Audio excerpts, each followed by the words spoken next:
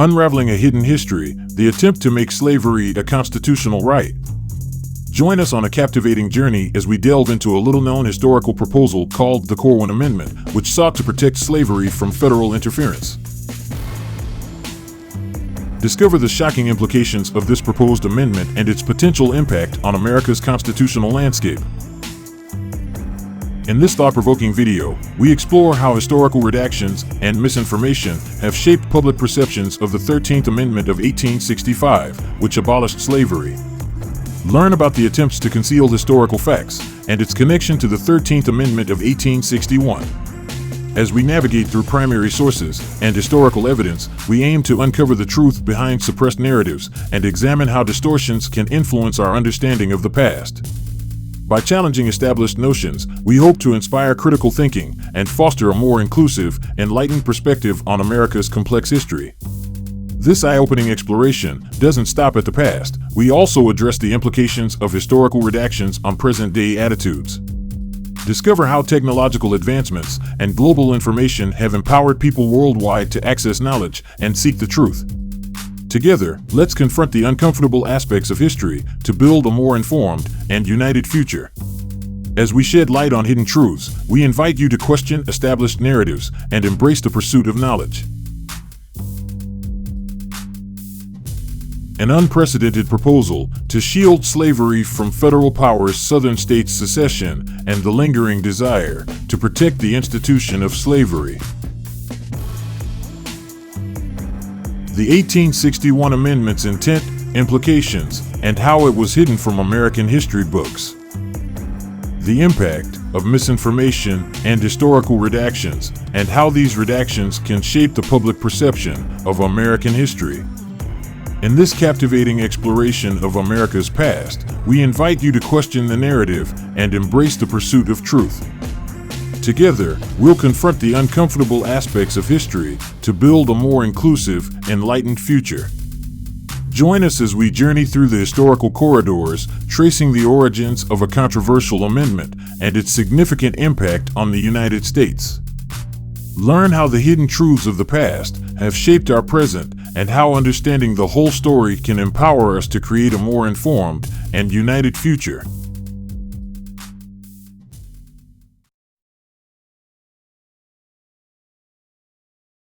A constitutional amendment is a modification of the Constitution of a polity organization or other types of entities. Amendments are often interwoven into the relevant sections of an existing constitution, directly altering the text.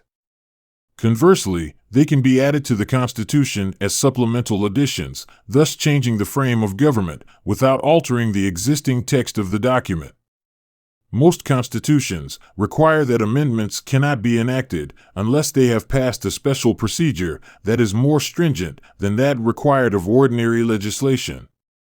Examples of such special procedures include supermajorities in the legislature or direct approval by the electorate in a referendum, or even a combination of two or more different special procedures. A referendum to amend the Constitution may also be triggered in some jurisdictions by popular initiative.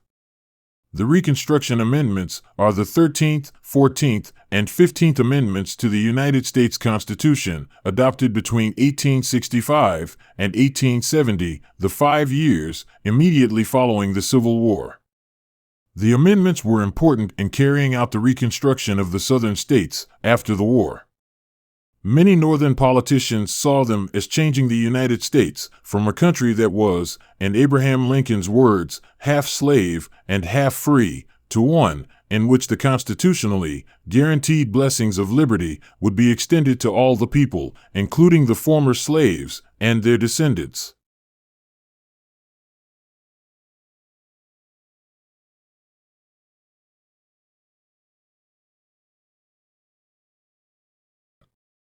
Most people knew and understood the nature of the 13th Amendment to the Constitution that we know today, but what you might not know is that the 13th Amendment of 1865 was used to cover up the original intent of 13th Amendment of 1861, which protected the institution of slavery long before a single shot was ever fired, which started the Civil War. The 13th Amendment of 1865 did the opposite of the 13th Amendment of 1861 in that it abolished slavery, except when one commits a crime. American dream. And so in reflecting on where we stand today, 150 years after the Emancipation Proclamation and 50 years after the March on Washington, I'm going to take Martin Luther King Jr.'s advice and tell it straight. As Dr. King put it quite bluntly, just months before his death, after the civil rights victories had already been won, after the civil rights bills had already been passed, he said, quote, "I do not see how we will ever solve the turbulent problem of race confronting our nation until there is an honest confrontation with it and a willing search for the truth and a willingness to admit the truth when we discover it." And so in that vein, I'm going to do my best to tell the truth, the whole truth about race in America today. It is a truth that many Americans will deny, just as they were eager to deny the truth about slavery and Jim Crow in their days. But the truth is this: we as a nation have taken a wrong turn in our stride toward freedom. We've betrayed Dr. King's dream.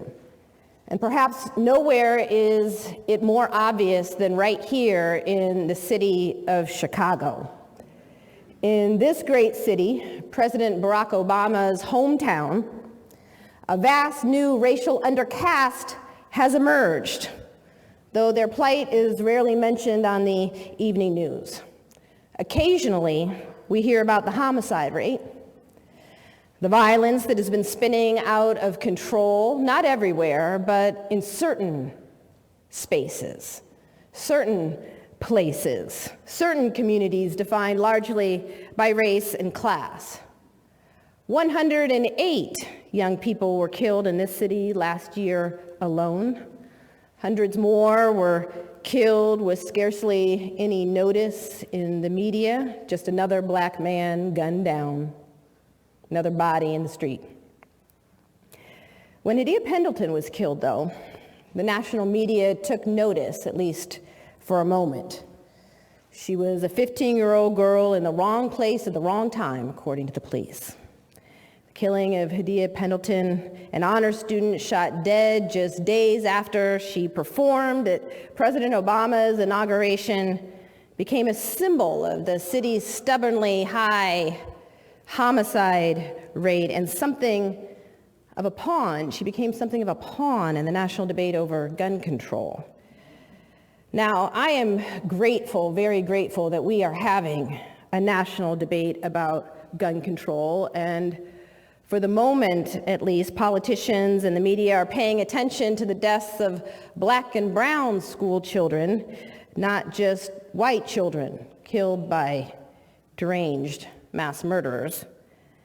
But I am deeply disturbed that in this national debate about violence and gun control, there is little honest discussion of why, truly why, some communities are war zones while others are not.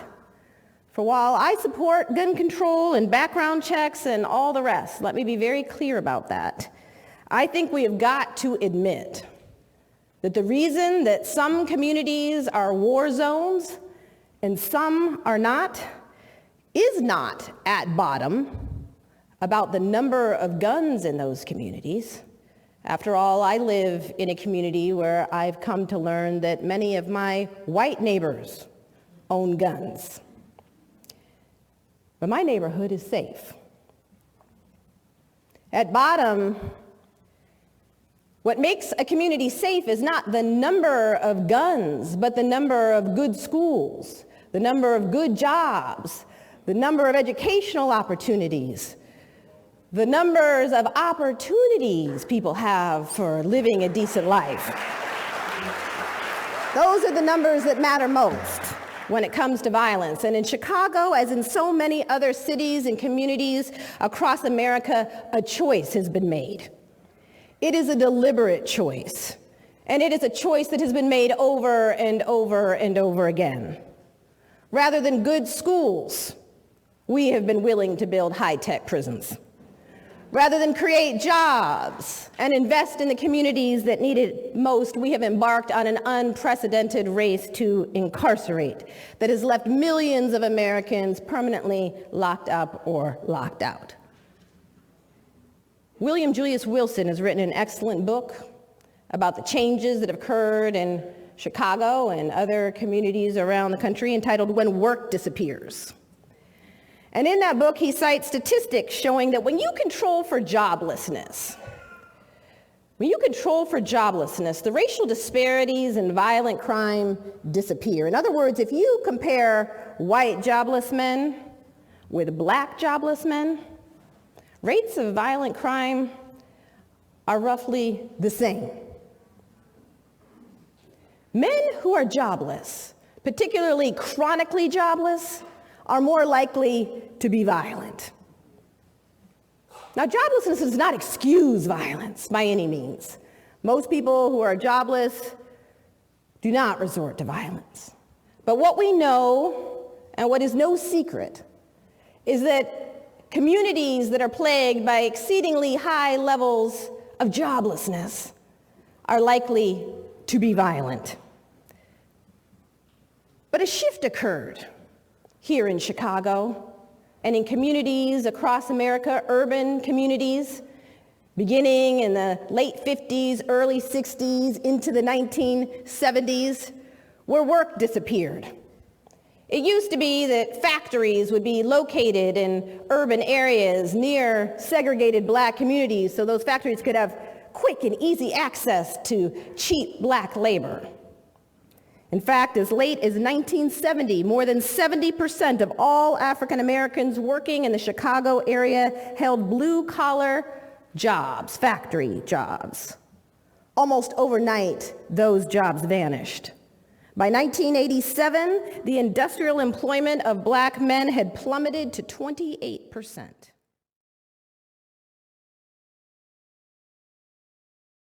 But after the 13th Amendment of 1865 became law, the formerly enslaved people all over the southern states became outlaws. Because new crimes were created and added to the law, which made misdemeanors a criminal offense. Southerners understood that the formerly enslaved Negroes did not have to work for free any longer, and many former slave owners needed their plantations and farms to be worked. With so many available Negroes and their inability to get a fair amount of money for their labor, this left white Southerners in a bit of a pickle. Most Negroes had plenty of time on their hands. It was this mixture of supply and demand versus want and need on both sides that prompted white Southerners to create vagrancy laws. It was now illegal to have nothing to do. Those arrested under vagrancy laws, in most cases, stayed in prison and were outsourced from the prison to work on plantations for the rest of their lives in many cases. This left the Negro families in distress due to the arrest of the Negro men being forced back into hard labor for breaking these newly created laws. And this left the Negro woman of the house and her children without protection.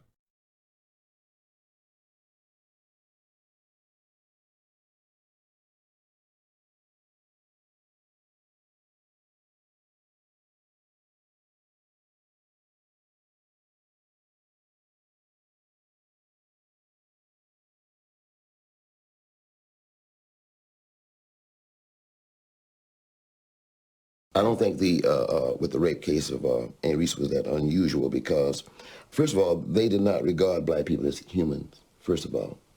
This goes back to the plantation. We were animals, monkeys. And so they felt that we were really not human beings. So this attitude transcended from the plantation even to the day, if you will, because there are some white males, who still do not believe that we are human beings, that we are animals. And so therefore, so you kill an animal, you kill a dog. It's no different.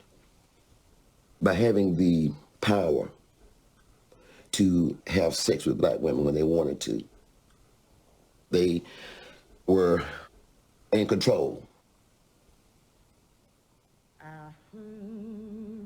Yeah, black woman, and sit on daddy's knee. Well, I'm got something to tell you, pretty mama. Don't you holler, please. Even on the plantation, for what I understand is that young white boys would go to the slave quarters when he come of age and got ready to engage in sex, and he would go down and pick him out a woman to have sex with, and even to have children with if necessary. It was just common here in the South, whether it was on the plantation or on the sharecroppers' farms. It was just something common that happened here. Intimidation was one thing that was used to keep black men under control and then have access to black women. So a black man even dreamed about a white woman, he better not even tell it. But here it is, the white males could go and come into your house or come by and blow the horn, and your woman go out to the car and get there and leave with him and come back an hour or two later. You know, the black men knew what was happening, but for survival purposes. This is the attitude that was prevalent throughout the South. Probably some slave owners felt that they could have their will with a female slave since they owned the slave. And I'm sure in some instances that was consensual type of an affair. But in those days, an old saying used to be in these parts that every white man had another woman in every crossroads, white and black. The unwanted sexual advances upon a Negro woman by a person who believes that he is having sexual pleasure from what he believes is an animal. Although this man may brag about the encounter, none will ever confess that they have engaged in bestiality. It is these kinds of inferences that can be drawn when the truth of the matter is hidden and then rediscovered by inquisitive minds that are locked in investigation mode. A case in point is the 13th Amendment of 1861, an amendment to the Constitution that nobody wants to talk about. So much so that this amendment has been hidden from the history books. Perhaps it's because, before the Civil War began, slavery was given to the Southern states on a silver platter, called the 13th Amendment, House Resolution number 80, and also the Corwin Amendment. Either way, the Southern states got what they wanted, and yet still walked away from the table. But why?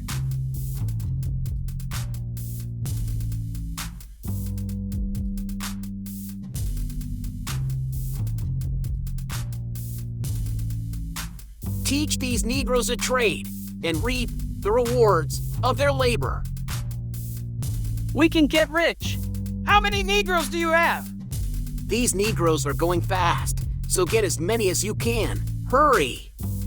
Hurry! Get rich quick!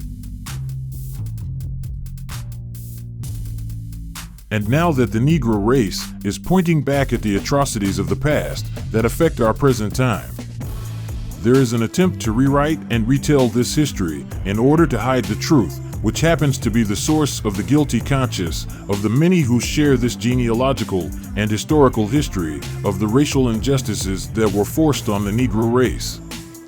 The truth concerning this history empowers the Negro race by showing the root cause of the racial disparities and generational outcomes that plague the Negro race today.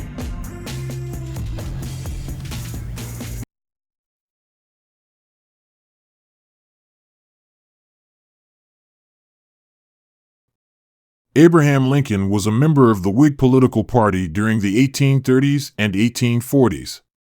The Whig Party was one of the major political parties in the United States during that time, and it was formed in opposition to the policies of President Andrew Jackson, who was a Democrat. The Whigs supported a strong federal government, internal improvements, and protective tariffs. Lincoln was drawn to the party's commitment to economic development and its opposition to Jacksonian policies. During his time in the Whig Party, Lincoln's stance on slavery was evolving.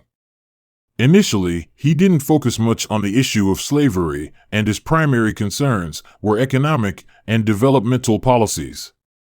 However, as tensions over slavery escalated in the United States, Lincoln's views on the institution began to change.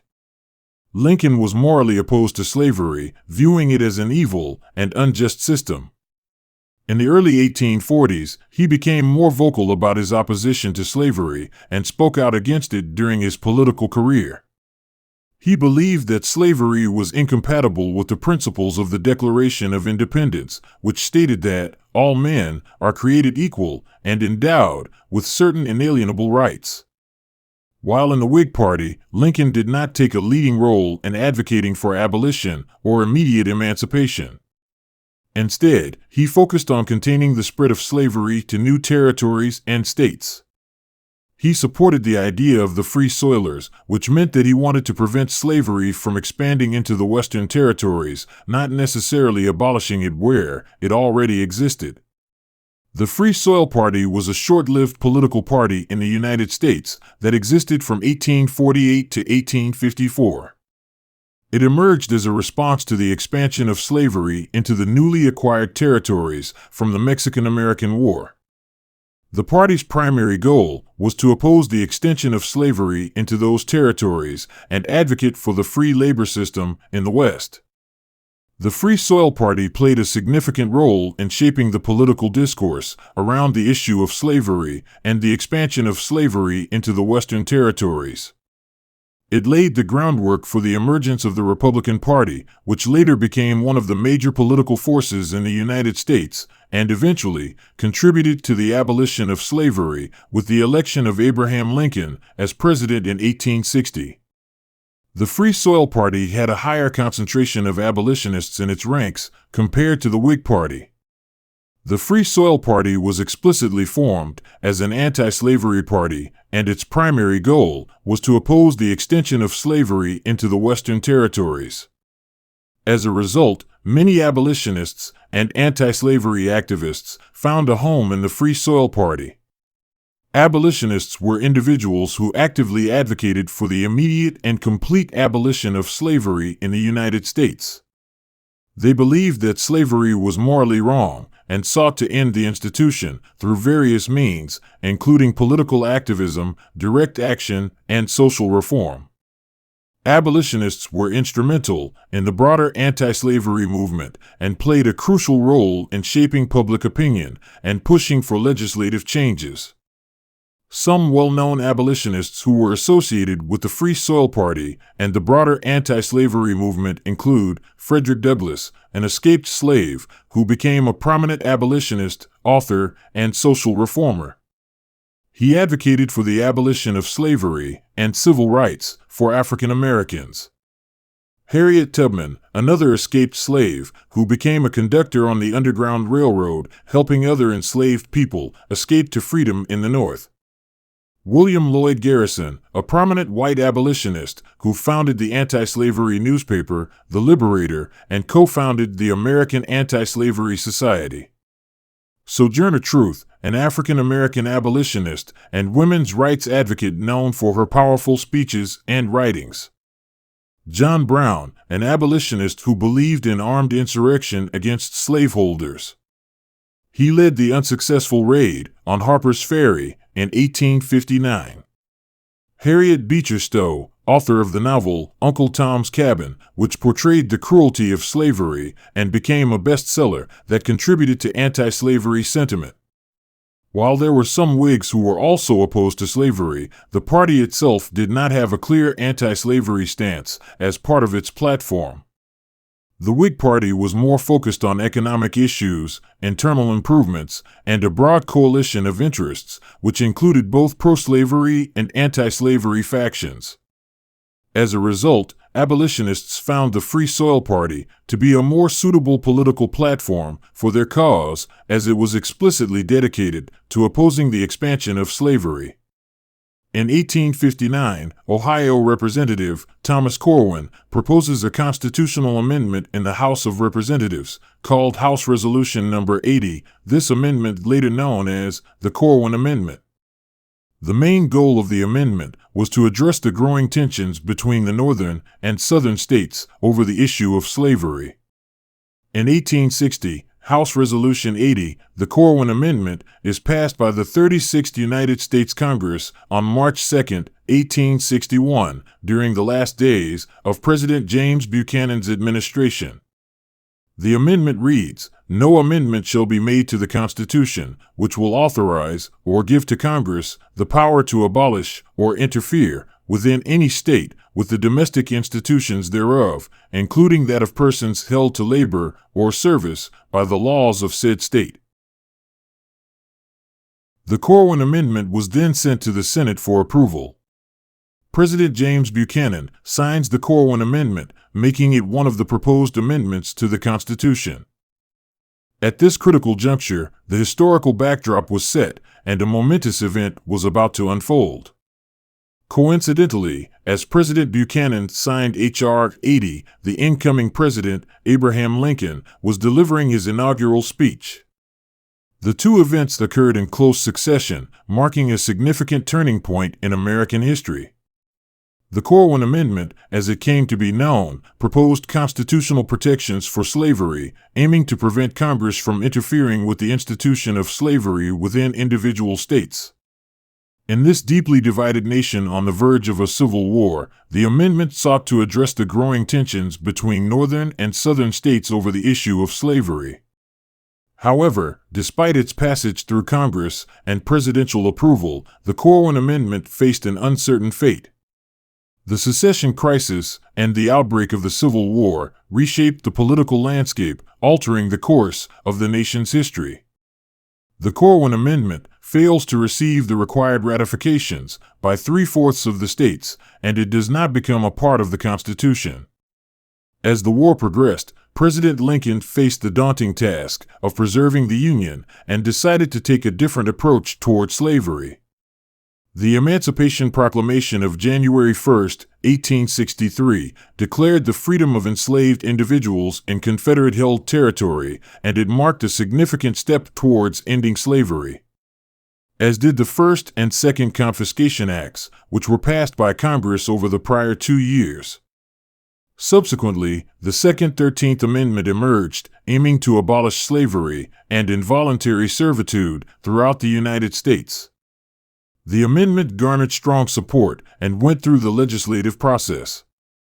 And on December 6, 1865, Georgia's ratification became the crucial 27th state to approve the amendment, officially and constitutionally abolishing slavery in the United States.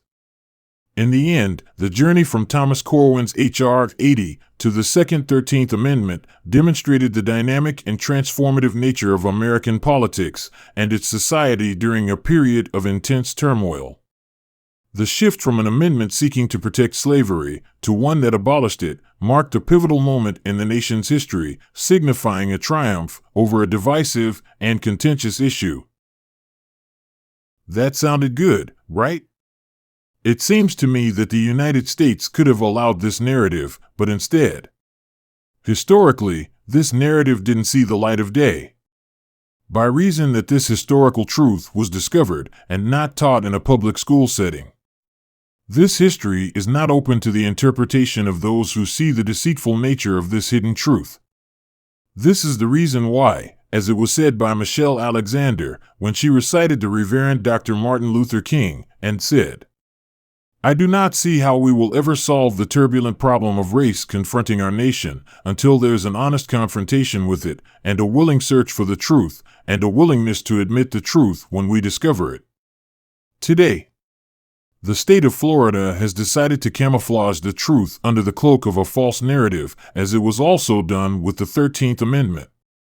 So that when the students who are taught this false narrative decide to do their own research on what it was that they were taught and find it to be untrue, chances are that they will form their own opinions based on their very own research and conclude by their own interpretations of the facts related to their research. So, why was the 13th Amendment of 1861 stricken or hidden from the historical record? If the President and Congress were okay with signing off on the 13th Amendment of 1865, wouldn't it be fair for me to say that because the government was willing to protect slavery with the first 13th Amendment, doesn't it also make sense that they would be willing to leave the except clause in the latter 13th Amendment in order to save face with their Southern brothers? And lastly, is it possible that, in this new age of information, the ease of obtaining this information has become a magnet for those who were taught with that prime, redacted history from the highly sought-after public educational system in America? Why else would anybody call these self-educated individuals woke? As though being awake is a bad thing? Perhaps it's because they want New Age researchers to just go back to sleep. Leave a comment, like, and share, as this truly helps out this channel. A series of videos concerning the Book of Jubilees will be uploaded in early September. The Growthy TB videos are part of this series. The band channel will also begin breaking down the information left to us by James Adair. We are looking forward to that. Well, you know how it goes. This band content will end in 3, 2, 1.